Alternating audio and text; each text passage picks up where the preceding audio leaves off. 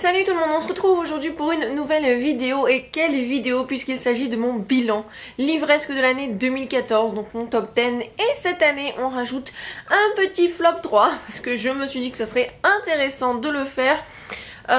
Pour ce top 10 ça a été assez compliqué dans le sens où des gros coups de cœur je n'en ai eu vraiment que 5. Et voilà, à la base je me suis posé la question est-ce que j'allais faire un top 5 seulement, et puis je me suis dit que j'aimerais quand même parler de certains autres livres. Évidemment je ne peux pas parler de toutes les belles découvertes que j'ai fait parce que sinon on serait encore là demain. Du coup de 1 à 5 c'est vraiment mes gros coups de cœur, en sachant que le premier c'est le coup de cœur absolu, et je pense que si vous me suivez depuis un moment vous savez déjà ce que c'est, donc le suspense ne va pas être très impressionnant. Du 6 au 9 ce sont des presque coups de cœur, c'est-à-dire que ce sont des livres que j'ai vraiment adorés, mais par quelques petits détails ça n'a pas fait un coup de cœur, en gros c'est ça. Et le 10e c'est une de mes belles découvertes, mais clairement je n'avais pas d'autres coups de cœur ou presque coups de cœur, donc j'ai dû faire un choix parmi mes belles découvertes, et comme j'en avais au moins une trentaine c'était pas très facile. Pour le flop 3, tout comme son nom l'indique, ce sont des livres qui m'ont soit extrêmement déçu, soit des livres que j'ai absolument détesté. Le premier, et pareil si vous me suivez depuis un moment cette année, vous savez déjà ce que c'est, mais c'est pas grave. Nous allons commencer tout de suite avec le 10e livre que j'ai vraiment beaucoup aimé cette année, et il s'agit de Ce si joli trouble de Cora Carmack, donc le premier tome d'une trilogie ou d'une série avec des tomes compagnons. Je l'ai vraiment beaucoup aimé. Je vais pas revenir sur chaque livre en détail, sinon c'est pareil, ça va être beaucoup trop long. Je vous mettrai évidemment les liens en barre d'infos, mais en gros c'est l'histoire d'une jeune fille qui a envie de perdre sa virginité, et elle rencontre un gars un soir dans un pub. Elle se dit ok, lui il est super charmant, c'est avec lui que je vais perdre ma virginité. Sauf que au dernier moment elle a peur, on va dire.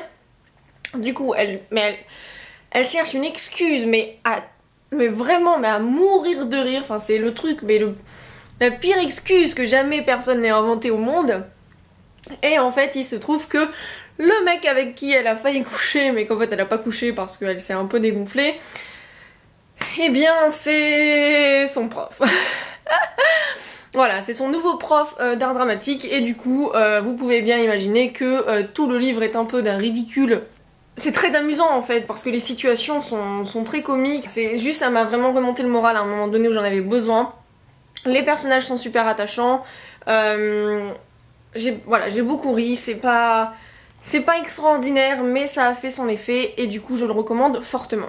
On passe donc aux livres qui ont été presque des coups de cœur, et en 9ème position, c'est un livre que je n'ai pas en ma possession puisque c'est Lucie qui me l'avait prêté. Il s'agit de The Young Elites de Marie-Lu, qui n'est pas encore sorti en français, mais ça ne saurait tarder je pense. J'ai adoré ce livre, encore une fois Marie-Lu a su me tenir en haleine.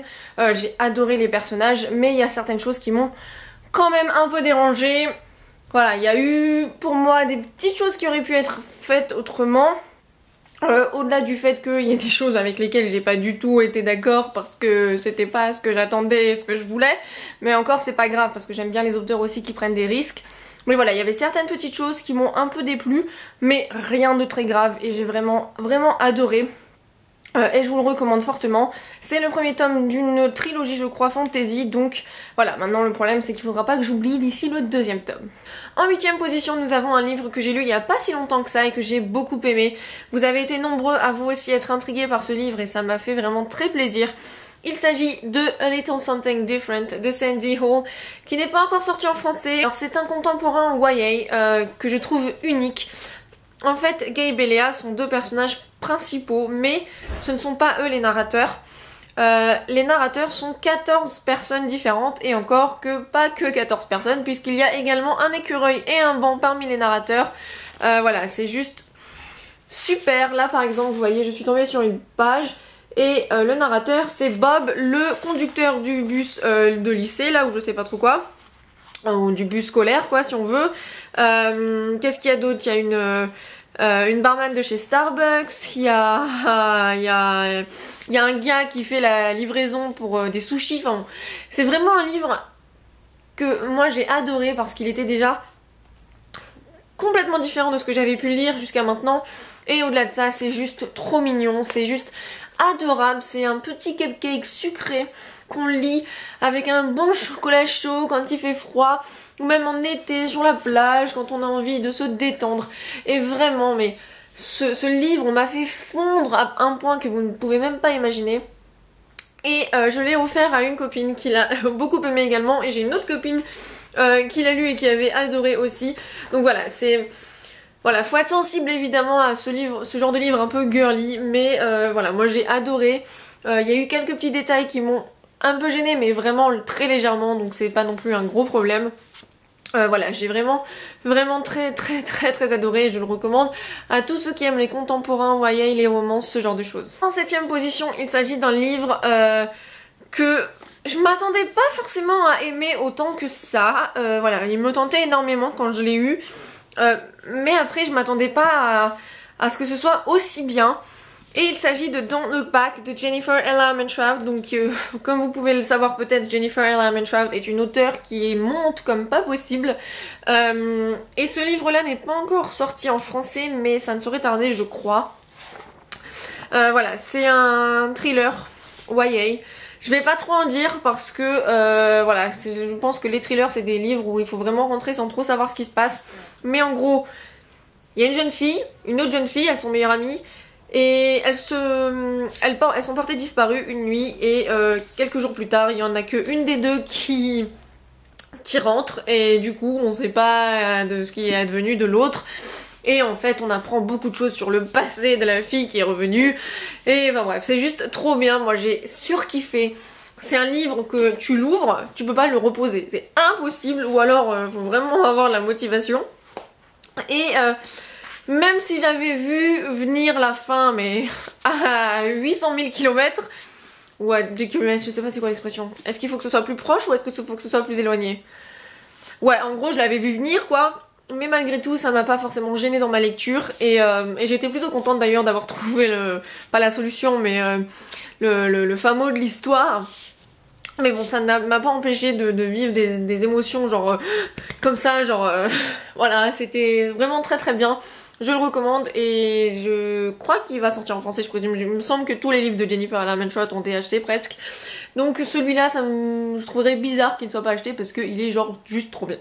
En 6ème position, il s'agit d'un livre que peut-être beaucoup d'entre vous me diront: quoi, tu l'as mis en 6ème position? Mais attends, il mériterait d'être au moins en 3ème. Je crois d'ailleurs qu'il était dans mon top 3 l'année dernière, enfin un autre livre de cette série. Mais celui-là, même si je l'ai vraiment beaucoup aimé, il y a eu tout un passage qui pour moi était beaucoup trop long, et qui du coup... Voilà, c'est pour ça qu'il est en 6ème position, parce qu'il y a eu tout un passage un peu à vide pour moi dans ce livre. Il s'agit de Cress, le tome 3 des Chroniques lunaires de Marissa Meyer. Je la porte beaucoup dans mon cœur, cette série. Voilà, c'est pas parce que celui-ci se retrouve en 6ème position que c'est pas bien, parce que bon, j'ai quand même lu 120 livres cette année, donc se retrouver à la 6ème place, c'est quand même vachement cool. Mais voilà, moi j'adore cette série. Pour moi, le tome 2 reste encore celui qui m'a le plus agréablement surprise à l'heure actuelle. Mais cette réécriture de réponse avec tout ce qui s'imbrique est géniale quand même. Et la fin m'a donné très envie, m'a rendu très impatiente pour Winter. Et évidemment, Marissa Meyer, il a fallu qu'elle nous repousse la sortie du dernier tome pour nous foutre Fairest entre temps. Bon, je suis sûre que ce sera très bien, mais moi c'était pas celui-là que je voulais, c'était Winter. Mais bon, tant pis, je vais rester patiente un petit peu. Et en attendant, je vous recommande vraiment cette série si vous ne l'avez pas commencé. Ce sont les réécritures de contes dans un univers un petit peu dystopique, surtout science-fiction, et c'est vachement top. On arrive maintenant dans mon top 5, et là c'est vraiment les gros coups de cœur, notamment les 1 à 3, mais vraiment 1 à 5, c'est juste... Voilà, les livres qui m'ont fait vivre des émotions de taré mental cette année. À commencer par le tome 2 de The Land of Stories de Chris Colfer. Il est sorti en français celui-ci également. J'ai toujours pas le tome 3 dans ma palle, c'est comme ça que je fonctionne un peu avec cette série, parce que le tome 2, pareil, je l'avais acheté peut-être... alors je l'avais acheté quand il est sorti, mais je l'ai lu 1 an après. Un truc du genre, je sais plus exactement. Voilà, le tome 3, je l'ai pas encore, mais il sera lu en 2015, et peut-être que le tome 4 sera lu en 2016, en bref, vous voyez.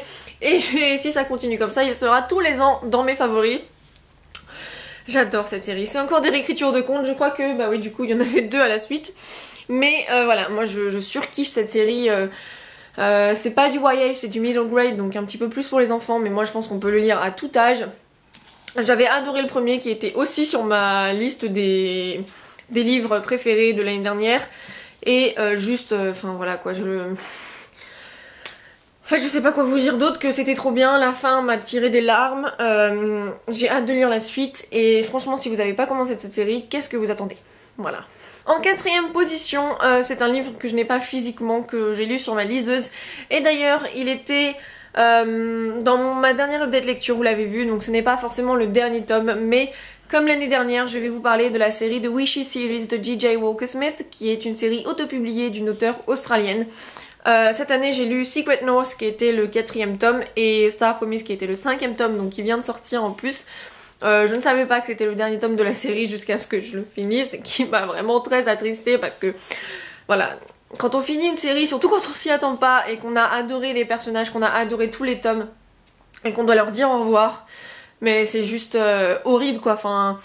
Moi voilà, ça m'a fendu le cœur, j'ai eu l'impression de dire adieu à des amis. C'est pas une série difficile à lire en anglais, donc si vous avez un niveau correct, enfin vous avez assez de vocabulaire, que vous avez ce qu'il faut en base de grammatical et compagnie, vraiment jetez-vous dessus parce que ils sont pas très chers en e-book si vous avez une liseuse, puisqu'ils sont entre 0 et 4 €. Et vous pouvez aussi également trouver les 4 premiers tomes dont la novella 2,5 en paperback. Enfin bref, voilà, moi je pourrais jamais la recommander assez cette série. Je fais tout mon possible pour qu'elle puisse paraître en français. Envoyer des mails, vous savez, genre s'il vous plaît, vous voulez pas là. Mais non, je sais pas si ça va se faire, mais en attendant, n'hésitez pas à la lire. Pour moi, c'est un petit peu le Harry Potter du contemporain dans le sens où les personnages sont pas toujours parfaits, enfin je veux dire Harry Potter dans le 6e tome il m'énervait comme pas possible, Ron il est relou à des moments, Hermione pareil. Voilà, vous voyez c'est pas des personnages parfaits mais justement qui est parfait, mais à côté de ça l'histoire elle est incroyable et voilà c'est juste super humain, c'est super trop bien, c'est voilà moi je pourrais pas la recommander assez, c'est trop bien. Donc j'espère vraiment que vous serez nombreux à la lire peut-être en 2015. Et voilà, enfin, merci en tout cas à l'auteur d'avoir écrit cette série superbe. Et j'espère que peut-être elle nous surprendra avec un autre tome, peut-être, je ne sais pas qui c'est. Nous arrivons donc dans le top 3 et ça n'a pas été très compliqué à faire ce top 3, bien que j'ai eu du mal à savoir lequel je mettais en 2e et en 3e position. Je me suis finalement décidée avec en 3e position Vicious de V.E. Schwab, que je n'ai pas en ma possession puisque c'est Noémie qui l'a. D'ailleurs elle l'a pas trop aimé donc j'étais un peu déçue mais bon c'est pas grave hein, ça arrive, on peut pas tous aimer la même chose. Mais alors moi j'ai surkiffé sa mère, mais si vous... Voilà c'était super vulgaire ce que je viens de dire mais c'est totalement ce que ça m'a fait éprouver, enfin... C'est la nana, elle m'a retourné le cerveau mais pendant tout le livre, surtout vers la fin, mais c'était n'importe quoi, genre j'avais le cœur qui battait à 150%. Genre c'était un orgasme de lecture, je vous le dis. En fait c'est l'histoire de... C'est un genre de thriller avec des super-héros, en sachant que c'est en fait des humains qui sont venus à bout d'une, comment on dit, d'une expérience pour leur thèse. Et en gros, c'est 2 meilleurs amis et du coup ils sont devenus les ennemis, enfin c'est trop bien et franchement je vous le recommande. Je crois qu'il y a un 2e tome, j'ai bien compris, peut-être que j'ai pas compris mais je crois qu'il y a un 2e tome ou du moins qu'elle va l'écrire. Donc on verra ça plus tard, je sais pas ce que ça pourrait donner, moi je trouve que ça aurait été très bien aussi en stand-alone. Mais V.E. Schwab je l'ai découvert donc cette année avec Vicious et avec The Archived qui est par là-bas, que j'avais aussi beaucoup aimé, j'avais eu du mal à rentrer dans l'histoire mais quand j'y étais dedans c'était trop bien. Et voilà, donc du coup j'ai trop hâte de découvrir plus cet auteur. Et en tout cas Vicious je vous le recommande. Par contre au niveau difficulté de langage je le conseille pas aux débutants ni aux moyens. Je pense que c'est quand même un livre qui se lit après avoir lu au moins une bonne dizaine ou une bonne quinzaine ou une bonne vingtaine de livres déjà, parce que c'est très dense, il y a pas mal de vocabulaire assez spécifique. Donc voilà, mais moi j'ai kiffé et je vous le conseille fortement. Et puis si vous avez un super niveau d'anglais évidemment le lancez-vous. Bref, j'adore, je le recommande. En 2e position, on change totalement de registre et on va avec un livre. C'est le dernier tome d'une saga compagnon, je pense que vous savez maintenant de quoi je parle rien qu'en disant ça. Il s'agit évidemment de Isla and the Happily Ever After de Stephanie Perkins. Le tome 2 de cette série, donc Lola and the Boy Next Door, sortira en janvier chez La Martinière G-Fiction. Du coup, pour celui-là, il faudra je pense attendre au moins la fin de l'année 2015 ou le début de l'année 2016. ce qui est bien dommage. Mais alors moi ce livre, j'ai adoré Anna and the French Kiss. J'avais moins aimé Lola and the Boy Next Door parce que je m'étais pas du tout identifiée à Lola et j'avais pas du tout compris ses réactions, ce genre de choses. Mais Ayla, voilà, j'ai eu une proximité avec ce personnage qui est inexplicable. J'avais eu l'impression que Ayla c'était moi en fait. C'est dingue à dire. Mais voilà, j'ai jamais eu une connexion aussi forte et aussi complice avec un personnage. Et l'histoire de Josh et Ayla pour moi, voilà, c'est vraiment l'adolescence et tous les doutes, toutes les questions qu'on peut se poser. Et voilà, j'ai adoré en plus la plume toujours de Stephanie Perkins dans celui-ci.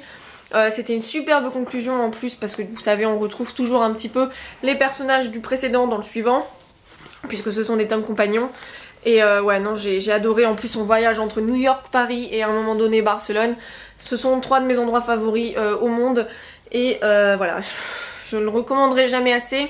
Si vous avez commencé la série en anglais et que bizarrement vous ne l'avez pas encore lu, qu'est-ce que vous attendez? Il y a certaines personnes qui ont dit que c'était pas du tout leur préféré parce qu'ils avaient trouvé Ayla très immature et je suis absolument pas d'accord avec ça. Tout simplement parce que si on compare par exemple Ayla à Lola, mais moi je trouve qu'il n'y a pas photo. Mais bref, après c'est chacun ses goûts. Évidemment, je pense que c'est pas des trucs qu'on peut expliquer non plus. À des moments, voilà, il y a la subjectivité qui rentre beaucoup en jeu.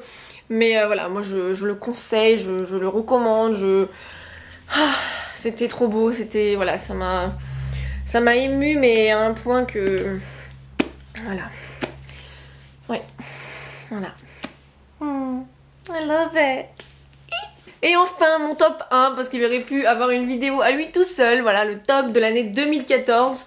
Voilà, je pense que si vous me suivez depuis au moins 6 mois, vous savez déjà ce que c'est.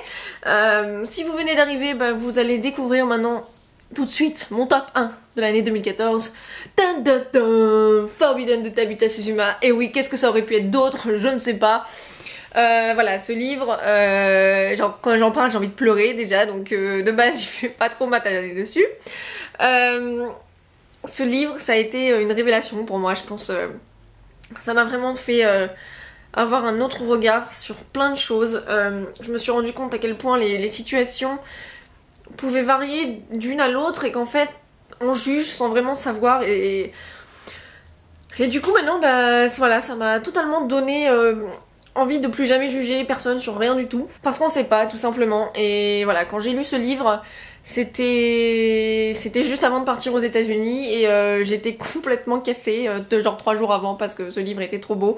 J'ai eu du mal à rentrer dans l'histoire pour être honnête, c'est très très dense mais alors une fois qu'on est dedans on peut pas s'arrêter et voilà, voilà, franchement j'ai rien à dire parce que ce livre il m'a laissé complètement heartbroken, je sais pas comment on dit en français, cœur brisé quoi. Voilà,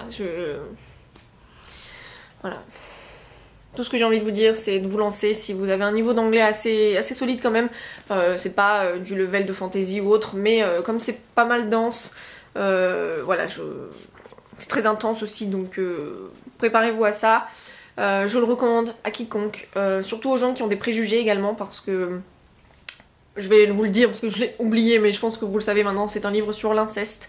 Et voilà, moi je voudrais juste pouvoir l'envoyer à tout le monde dans le monde, le lire, et voilà, j'aimerais que les préjugés arrêtent, que vous aussi, tout le monde dans le monde change sa vision des choses, et voilà, je l'aime d'amour, et je vous le recommande, et voilà, voilà. Donc voilà, ça conclut mon top 10 de l'année 2014. Si vous me suivez depuis un moment, je suis désolée parce qu'à mon avis, c'est des choses que vous avez déjà vues et que vous saviez déjà. Mais pour ceux qui venaient d'arriver, eh bien déjà bienvenue et j'espère que je vous aurai donné envie de lire certains de ces livres. Je suis pas encore une fois rentrée dans les détails, dans les synopsis, mais de toute façon tout sera mis en barre d'infos si ça vous dit, si vous êtes intrigués. Et on passe maintenant au flop top 3. Ou 3. C'est pas grave. On commence ce flop 3 avec un livre. Je pense que ça va vous étonner, mais je pense que vous le saurez aussi parce que j'ai vraiment été très déçue de cette lecture et au moment où je l'ai lu, j'en ai beaucoup parlé.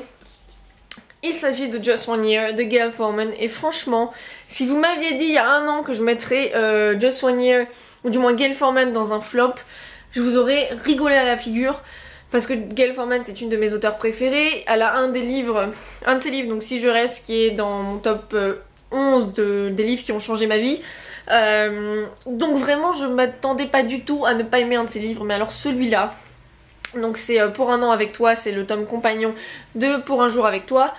Et bah celui-là, c'était pour moi du grand n'importe quoi. J'ai eu l'impression de lire une histoire avec un personnage mais complètement froid et détaché. J'ai eu l'impression qu'elle l'a écrit parce qu'elle devait l'écrire. J'ai eu l'impression de lire une brochure pour partir en vacances en Inde.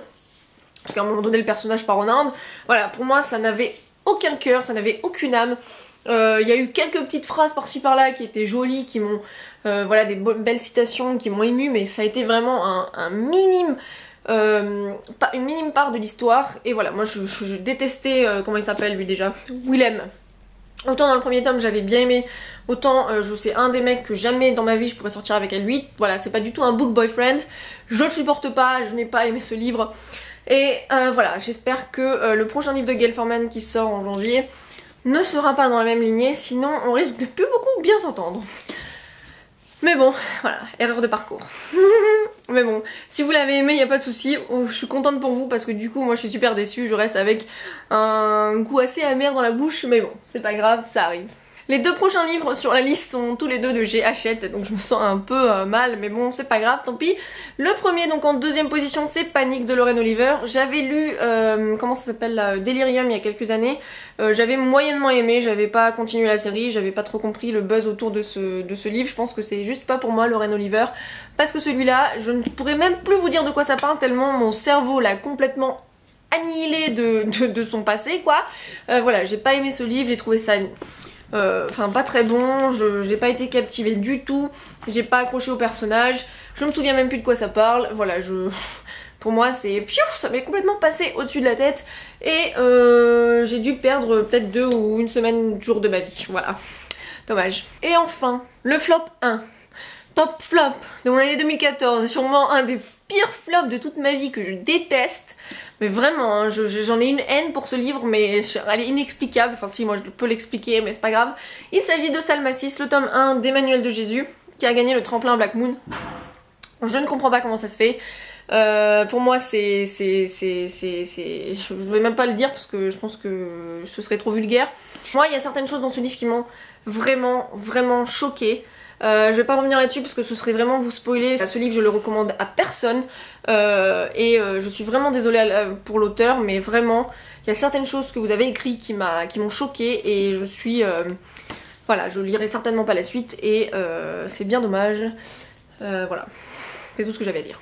Donc voilà, ça conclut ma vidéo de cette année. J'espère que la vidéo vous aura plu. N'hésitez pas à me donner vos coups de cœur de cette année. Peut-être comme ça je pourrai trouver des inspirations pour l'année 2015. N'hésitez pas à me dire s'il y a des livres que vous avez vraiment détestés aussi cette année. Et en attendant, on se retrouve très vite dans une prochaine vidéo. Je vous remercie d'avoir été avec moi pendant toute cette année 2014. Voilà, on va faire encore de belles découvertes livresques en 2015, je l'espère, ensemble. Et je vous fais de gros bisous. À très vite. Bye!